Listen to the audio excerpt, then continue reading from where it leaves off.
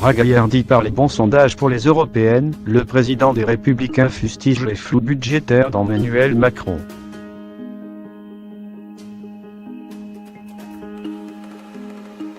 Lui a déjà tout chiffré.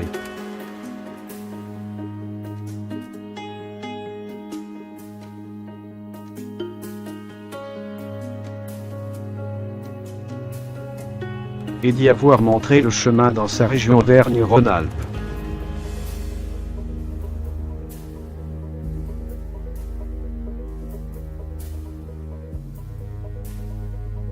Je ne vois pas où le président veut emmener les Français.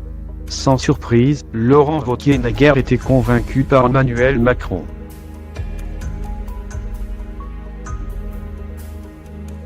Il est même très critique.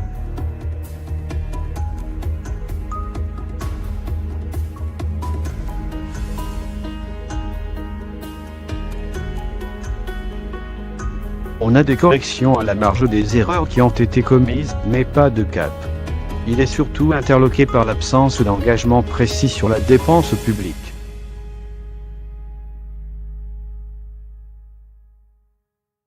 Il a même renoncé à l'objectif de réduction de 120 000 fonctionnaires.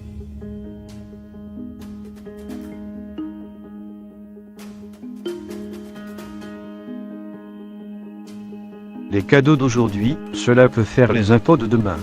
De plus, il regrette l'instauration de seuils qui, selon lui, rendent le système fiscal illisible et pénalisent les classes moyennes, qu'il s'agisse des retraites ou des baisses d'impôts.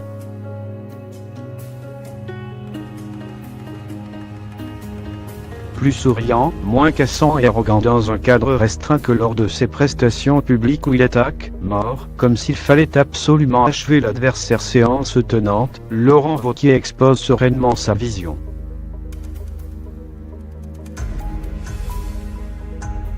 Mon sujet, c'est de redonner un cap à la droite républicaine, autour de 3 grands principes.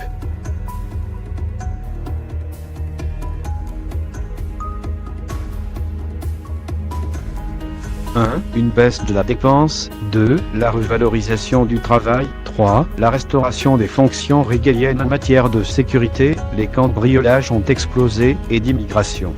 Le président de la région Auvergne-Rhône-Alpes se cite un exemple. En 3 ans, j'ai baissé de 15% les dépenses de fonctionnement.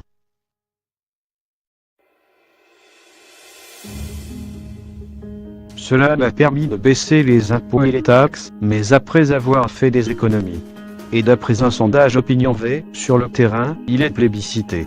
52% des Français interrogés approuvent son action.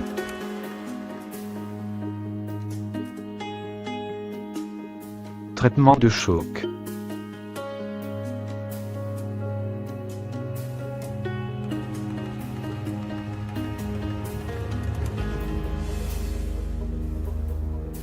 Son objectif, au niveau national, est de réduire la dépense publique de 20 milliards d'euros.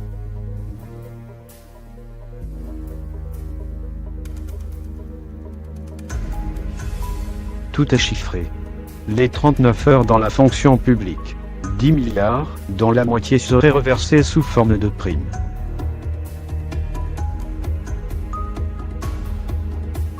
Rationalisation du parc immobilier de l'État. 1 milliard.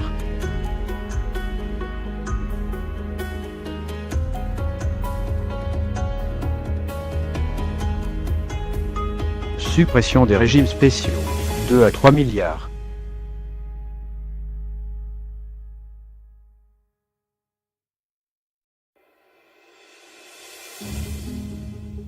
Allocation unique. 5 milliards en économie de frais de gestion.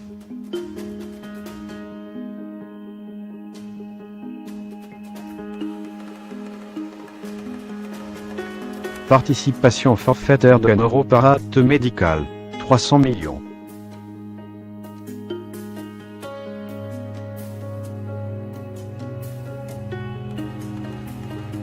Durcissement des sanctions pour les chômeurs. 1 milliard.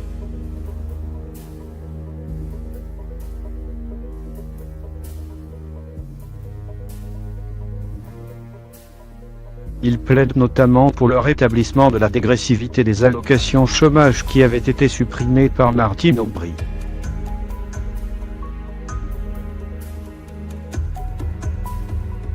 Réduction du financement des syndicats, 1 milliard.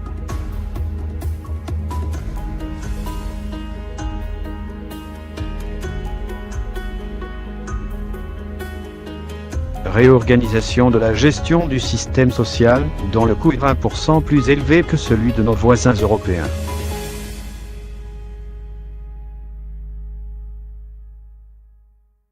Il veut aussi instaurer 3 jours de carence dans la fonction publique, la digitaliser, vendre la moitié du parc automobile administratif, 4 fois plus important qu'en Grande-Bretagne, faisable. En tout cas, le traitement de choc est affiché.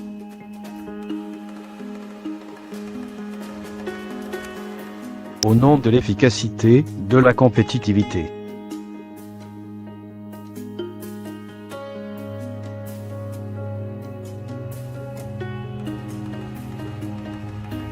Et de la défense des classes moyennes.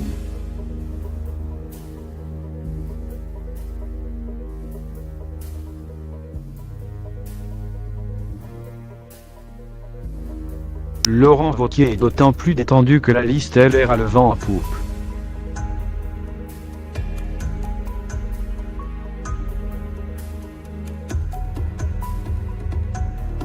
Alors qu'on lui prédisait le pire avec François-Xavier Bellamy comme tête de liste, celle-ci est passée en 2 mois de 10 à 15% d'intention de vote.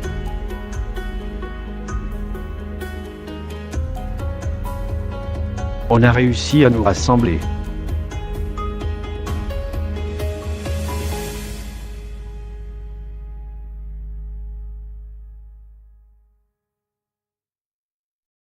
Les populistes ou nous, le discours de Macron, cela ne marche pas.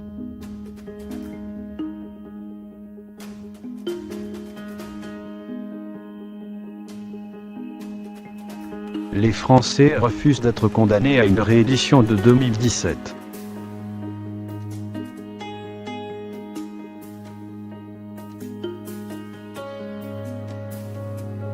Espère-t-il vraiment bousculer le duel RN-LRN ?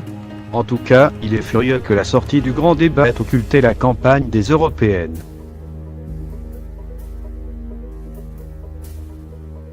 Il voudrait défendre son projet, en finir avec la compétence normative de la Commission. Juncker a commencé à réduire la législation pour construire une Europe de grands projets, comme le Lyon-Turin, qu'elle piloterait au lieu de juste cofinancer.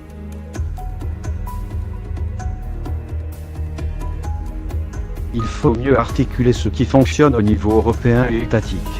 Et d'ajouter qu'il n'est pas normal qu'au plan fiscal où 2 pays bloquent et qu'on n'arrive pas à taxer les GAFA. Sur ce sujet, il est d'accord pour passer à la majorité qualifiée.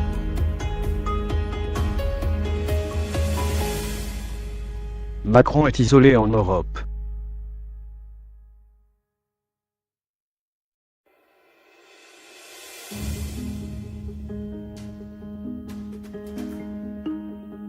Ravi, il raconte comment, à l'arrivée d'Emmanuel Macron, lui et ses alliés du Parti populaire européen, PPE, ont eu peur qu'il le fasse exploser.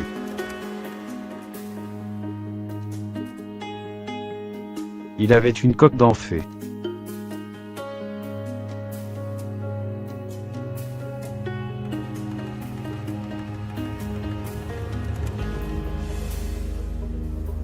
Enfin, une France qui bouge et veut réformer.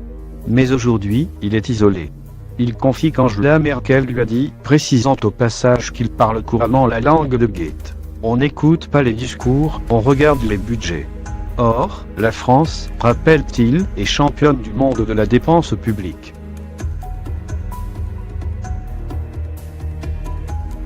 En 2019, elle risque, selon lui, de repartir à la hausse.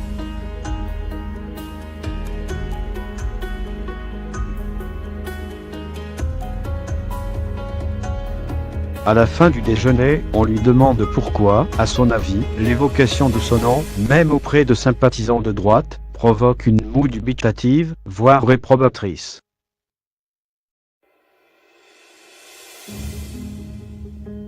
Il répond avec un grand sourire que Jacques Chirac et Nicolas Sarkozy, avant d'être élus, étaient eux aussi très critiqués, voire détestés.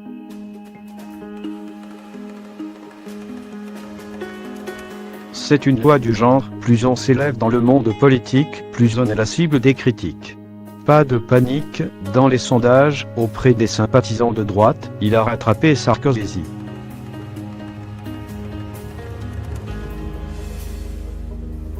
Matin off.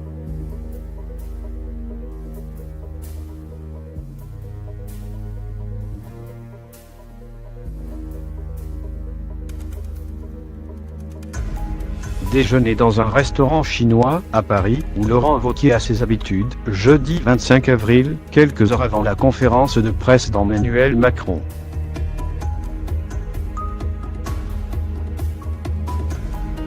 Celle-ci l'a conforté dans sa critique du chef de l'État.